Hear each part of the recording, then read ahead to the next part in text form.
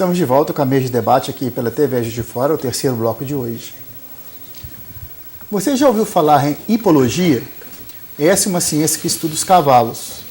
O hipólogo Paulo Guilhom, que está aqui com a gente, é um dos profissionais que se dedica a esta área do conhecimento. Há 33 anos no meio equestre, ele já lançou 8 livros. É isso, Paulo? Sim. Seja bem-vindo. Eu gostaria primeiro que você explicasse para a gente o que é a hipologia. Ok. Bom, a hipologia é o conjunto de ciências acerca do cavalo e das atividades que o incluem. Seria isso. E como surgiu o seu interesse pela hipologia? Bom, isso é uma história longa. Aos 4 anos eu já tinha tamanha fama de gostar de cavalos que eu ganhei o primeiro animal. Aos 14 anos eu comecei a domar cavalos. Aos 20 anos eu me profissionalizei e comecei a atender o meio equestre através das atuações como hipólogo. O Paulo hoje ele atende profissionalmente muitas áreas, né, Paulo, com esse seu conhecimento, né? Porque ele não só é um treinador de animais, né? Ele é um especialista em animais, em cavalo especialmente, né? Eu conheço o trabalho dele e estou autorizada a falar pelo seguinte: o Paulo é um educador através da hipologia. Como é que é essa história, Paulo, da educação através do seu trabalho com o cavalo? Como é que você consegue transferir isso para o ser humano, transferir isso para a área de educação? Ele é um professor, né? Começar por aí. Sim. Ele é professor já há muito tempo. Estou sabendo do seu currículo, não é de hoje. Bom, isso não é novidade, essa questão educativa do cavalo. Já nas chamadas ordens de cavalaria do passado, havia essa sugestão. Ou seja, ingressavam nessas ordens aquelas pessoas, aqueles homens que queriam fazer um trabalho sobre si, utilizando como ferramenta o cavalo. Okay? Então, esse livro, que eu estou agora, foi publicado em Portugal e está sendo lançado aqui no Brasil, ele traz justamente essa interpretação da relação homem-cavalo como escola de polimento da atitude comportamental para o ser humano. Essa é a minha leitura da relação homem-cavalo. Todo mundo achava que lidar com o cavalo é uma coisa de lazer, né? Que é você cavalga pelo prazer de cavalgar, mas não é bem isso não, né, Paulo? Ele é um educador, o cavalo é o educador, né, do ser humano, não é não? Pode ser, não é? Pode ser. Vai depender da forma como ele é utilizado por nós. Olha só. Ô Paulo, uma curiosidade. O seu livro tem um título com 7 letras e apenas uma vogal, que é duplicada. Essa é a minha curiosidade inicial. Esse título em que só vai ser difícil de pronunciar, não é? É verdade. Bom, esse título se refere a um vocábulo africano, de origem africana. A pronúncia é Nizinge, o D é mudo, e o significado é o primogênito. Então, há 2 motivações na escolha desse título. Primeiro, eu sou filho primogênito, e apesar desse romance cavalheiresco fictício de cunho filosófico ter sido escrito numa linguagem metafórica, grande parte do conteúdo é de natureza autobiográfica. E é uma homenagem a um grande amigo, um professor de equitação acadêmica meu, que é filho de portugueses, nasceu em Angola, e o pai dele, por ele ser filho primogênito, o chamou de Nizinge. Então, são os 2 motivos pelos quais eu escolhi o título para o livro. Nunca vai ter outro Nizinge. nome igual, né? E no mundo não vai ter. O livro dele já tem de aqui um Fernando Pessoa na como é que capa. essa o selo da Chiado, né? A carinha do Fernando Pessoa. A sua relação com a Chiado, com essa editora, por que da editora brasileira? Por que não? Bom, Lá vem crítica. Esse livro, esse projeto, no início era uma trilogia. Deixou de ser agora, nós seguiremos adiante com o projeto. Okay? Os 3 primeiros livros estão escritos. A Escola Chamada Cavalo é o primeiro volume. O Livro dos Estereogramas é o segundo, e Islândia é o terceiro. Esse tomo, publicado em Portugal, traz primeira e segunda partes da trilogia. Okay? Em 2008, nós publicamos a primeira parte de forma independente no Brasil, para testar a obra e testar a simpatia do leitor, ou a antipatia dele. Né? De lá para cá, de 2008 para cá, eu enviei os originais para várias editoras brasileiras. E não tive resposta positiva de nenhuma delas. E acredito que o livro também não tenha sido lido por elas. Isso decorre da resposta que eu recebi. Uma pessoa da minha relação sugeriu que eu enviasse os originais para essa editora portuguesa Chiado. Assim eu fiz. Em 15 dias, eles leram a obra e deram resposta positiva, admitindo a publicação do livro. Então, em resumo, seria esse o motivo pelo qual o livro está sendo publicado em Portugal. E o que é que você está fazendo agora, dia 2 de setembro, lá no Rio de Janeiro? No dia 3 de setembro, no domingo, às 11 horas, eu estarei na Bienal do Livro, que ocorrerá ali no Rio Centro, no estande da Chiado, autografando essa obra e também uma antologia de poesia brasileira contemporânea, da qual eu participo com um poema. Ela intitula-se Além da Terra, Além do Céu. Professor, esse é o 8º livro que o senhor lança e é o primeiro romance. Gostaria que o senhor falasse, os outros 8 livros também são sobre a hipologia, são mais técnicos? São 8 livros, contando com esses 2 que estão aqui, ok? Sim. Eu estou escrevendo o 9º agora, intitulado Equitação Educacional. Os outros livros referem-se a temas da hipologia geral, que é a minha profissão, ok? E o senhor conseguiu lançá-los no Brasil? No Brasil. A maioria deles está publicada pela editora Aprenda Fácil, que pertence ao grupo CPT, Centro de Produções Técnicas em Viçosa. Me fala um pouquinho, Paulo, do conteúdo desse livro seu. O que você está querendo passar para o leitor?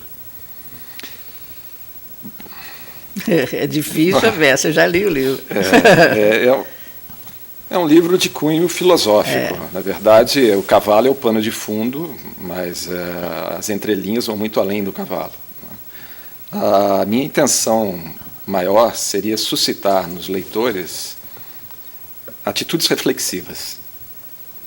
Então, existem metáforas aqui de vários aspectos que suscitam isso, levam as pessoas a reflexões em vários contextos da vida pessoal de cada um. Okay? Então, a ideia é essa, é um romance cavaleiresco, fictício, de cunho filosófico. E educativo. Eu vou tentar, em breves minutos, em breves segundos, resumir pelo menos a primeira parte, para que vocês tenham uma ideia do enredo. Então, a primeira parte intitula-se A Escola Chamada Cavalo, e ela narra a história de um jovem que sofre acidente numa competição esportiva. Lá na frente, no livro, vão saber que é uma competição de motocross. E ele entra em estado de coma profundo. Nesse estado de coma, ele entra em crise existencial e a consciência dele pede socorro. Diante desse pedido por afinidade eletromagnética, ele é atraído para um outro plano dimensional e se vê diante de um conselho formado por 13 pessoas, que são mestres da cavalaria, residentes nos planos sutis. Eles contam para ele passagens de outras vidas dele, nas quais ele teve uma relação estreita com o cavalo. E fazem a ele um convite. Você gostaria de ingressar numa escola onde a ferramenta, o instrumento utilizado para polimento da conduta do ser humano são as ciências e artes equestres? Ele aceita a proposição e ingressa. Então, na primeira parte, os capítulos são os mestres. São 13 mestres, 13 capítulos. O primeiro mestre, o segundo mestre. Um dos mestres é uma homenagem minha ao personagem de Cervantes, Dom Quixote, e ele chama-se Mestre Cavaleiro Andante.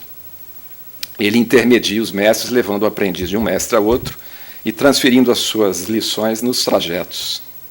Mas a metáfora de fundo é: o aprendiz e o mestre cavaleiro andante são 2 metades do mesmo ser. O aprendiz é a personalidade em busca de aprimoramentos.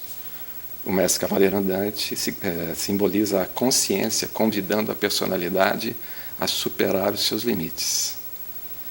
É um Matrix medieval. Pessoal, eu vou pedir licença para a gente chamar um intervalo. Pois sim. Daqui a pouco nós voltamos mais com esse livro interessante, estou gostando. Não sai daí, voltamos já.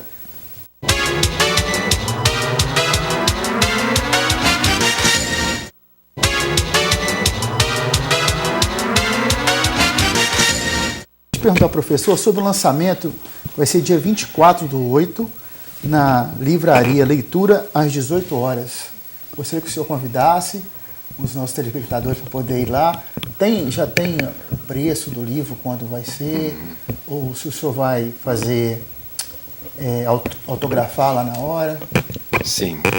Bom, sintam-se todos convidados para o lançamento. Vai ocorrer, como já foi dito, na livraria Leitura, quinta-feira, às 18 horas, de 18 às 20 horas. Nós teremos lá exemplares à disposição dos leitores que serão autografados por mim no momento do lançamento. Ok? Paulo, o cavalo faz parte, principalmente, do imaginário coletivo, né? Quer dizer, a história do cavalo, eu lembro, era eu um estudante do Educandário Santa Rita de Cássia, lá na subida do morro, hoje é cultura inglesa, e quando descia em direção ao museu, teria uma ferraria, e tinha um cavalo lá, enorme, que, desenhado ali. Hoje não existem mais ferreiros que aparecem isso. Mas isso, todos nós que frequentávamos o cinema na época e tudo, o cavalo, o mocinho, tinha sempre seu cavalo branco, Roy Rogers, aquelas coisas todas que ninguém lembra mais dessa história. Havia no Exército também um regimento de cavalaria que parece que ele foi desaparecendo. Como é que fica hoje o cavalo dentro desse momento do politicamente correto e tudo? Como é que fica isso no imaginário? Quer dizer, ontem nós vimos no Game of Thrones que o Jon Snow foi salvo por um cavalo, né? Ele montou um cavalo e fugiu lá e foi salvo. Como é que fica isso aí? Bom, essa pergunta me convida a escrever um livro. Ótimo. Por sorte, boa parte dele já está aqui. A resposta já está aqui. Mas preciso dizer que... Como é que fica a juventude, essas coisas? Porque hoje fica só coisa de cinema, né? Homem e cavalo fizeram uma parceria há muito tempo e a nossa história se confunde com a história da equitação e da relação homem e cavalo, na história da humanidade. O homem só chegou à Lua porque um dia montou a cavalo. Ele venceu barreiras que eram limitadas pelas suas capacidades através da relação dele com o cavalo, né? Tempo, espaço e velocidade tiveram uma outra concepção a partir do momento que o homem montou a cavalo. Perfeito. Por isso é que um dia nós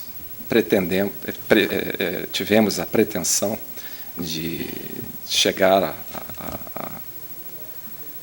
a atingir objetivos que as nossas condições não permitiam. Okay? Então o cavalo abriu, como se fosse um portal. Quando nós montamos a cavalo, nós entramos num portal e ficamos libertos de uma série de limitações. É o Pégaso. Exatamente, é a metáfora, é exatamente essa metáfora, né? É exatamente essa metáfora do Pégaso. Paulo, como é que o cavalo vê a gente? Outro livro. E mesmo, como é que é? Principalmente de modo eletromagnético. Ele consegue escanear o ser humano eletromagneticamente. Então, o primeiro acesso que se deve ter ao cavalo, quando nós queremos trabalhar com ele, ensiná-lo, etc., é por via energética. Eu preciso baixar a minha frequência mental para compatibilizá-la do cavalo, que é mais baixa. O que eleva a nossa frequência mental? Excesso de estímulos pensantes. E toda a vida contemporânea nos convida a esse excesso de estímulos pensantes. Para eu entrar em sintonia vibratória com o cavalo, eu preciso estar com a frequência mental mais baixa. Aí eu sou dono dos meus gestos, dos meus comportamentos, das minhas atitudes. Consigo monitorar isso com mais eficácia. Okay? A gente assusta o cavalo com esse frenesi que é a vida da gente, certamente, né? Ele é um animal mais... Ele tem uma embora extrema seja bravo, né, na sua essência, mas ele é mais tranquilo do que a gente. O cavalo, na escala biológica, é uma presa, é um herbívoro, que sempre foi predado. Ele tem medo de nós, não tem? Ele tem medo de nós inicialmente, né? O instinto de fuga é evidente no cavalo, porque ele sempre foi atacado por predadores carnívoros na evolução dele. Né? Para ele, nós somos um predador carnívoro. Depende da minha atitude com relação a ele. Entendi. Ele vai fazer essa leitura. Como é que o cavalo me lê? Através dos meus posicionamentos, movimentos, direção e velocidade dos movimentos. É uma linguagem gestual chamada linguagem Eccles. Foi decodificada por um domador norte-americano chamado Monty Roberts. Ele decodificou essa forma como os cavalos se comunicam entre si, nós também podemos nos comunicar com eles. através da linguagem ecos. Mas a visão do cavalo é particularmente diferente da nossa. Primeiro que a visão é monocromática.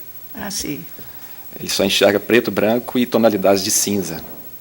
Olha. E é uma visão plana, não é tridimensional. Ele enxerga um quadro plano. Uma imagem de um lado e outra do outro. Ele só tem visão binocular quando ele leva as duas orelhas à frente e focaliza aqui. Por isso que o carroceiro coloca o tapa-olho no cavalo, o charreteiro. Esse cavalo, não sei se eu ainda lembro disso, havia uma palavra Sparion, que era um pequeno cavalo, e que ele foi desenvolvendo a partir do momento que ele, para fugir dos predadores, ele vai crescendo. Isso aí é só lenda, não? Existe uma série de interpretações equivocadas. Não procede muito essa... Não? Não. Ele nunca foi pequeno, já nasceu grande. A potência de um cavalo, por exemplo, um líder de manada, ele se faz líder de manada pelo comportamento dele diante dos outros. E isso tem muito mais relação com a quantidade de testosterona que ele tem na corrente sanguínea. Quanto maior o nível de testosterona, maior a virilidade, mais ele se impõe diante dos outros. Ele tem uma condição de dominância maior. É uma questão hormonal. Uhum. Isso tem muito a ver com não é nem pelo tamanho do cavalo. Não é? Exato. Tem muito a ver com o homem se achar superior, né? Ô Paulo, você está falando muito em metáfora e tudo, e os cavalos também apresentam cores que dentro da história, da literatura, quer dizer, o cavalo do príncipe sempre tem que ser um cavalo branco, né? O cavalo do bandido às vezes é um cavalo negro. Como é que é isso aí? Isso aí foi crescendo em termos cultural? Você não como é que semioticamente isso acontece? Você nosso apresentador doido aí para poder ter que não, ser. Mas pode responder, por favor, dá tempo. No que se refere a cavalos, nós não utilizamos a palavra cores, utilizamos a palavra pelagens, é o correto. E é claro que as pelagens ela tem alguns significados simbólicos. O branco ele tem esse simbolismo, não só no cavalo, mas em outras questões também. É uma cor luminosa, é uma cor que nos convida a atitudes positivas, o branco, né? Então é uma questão cultural. As tradições foram fazendo essa leitura das pelagens e destinando cavalos de determinadas pelagens para os seus personagens. O Zorro, por exemplo, tradicionalmente era um cavalo negro, mas depois ele começou a montar um cavalo branco. Não é? A atitude dele mudou para o cavalo. Exatamente. Então, infelizmente, professor, nosso tempo está acabando. Eu gostaria que o senhor... Logo agora eu queria perguntar sobre o cavalo de Troia. Gostaria que o senhor fizesse novamente o convite para o lançamento do livro do senhor aqui em Juiz de Fora deixar aqui aberto para o senhor, quando o senhor quiser voltar para falar sobre outros projetos, outros livros, está à vontade aqui, está aberto para o senhor. Perfeitamente. Mais uma vez, nossos agradecimentos ao programa Mesa de Debates e aqui o nosso convite para que todos compareçam ao lançamento que acontecerá na quinta-feira, às 18 horas, na Livraria Leitura, em frente ao Parque Alfred. Muito obrigado. Obrigado a vocês, nossos convidados.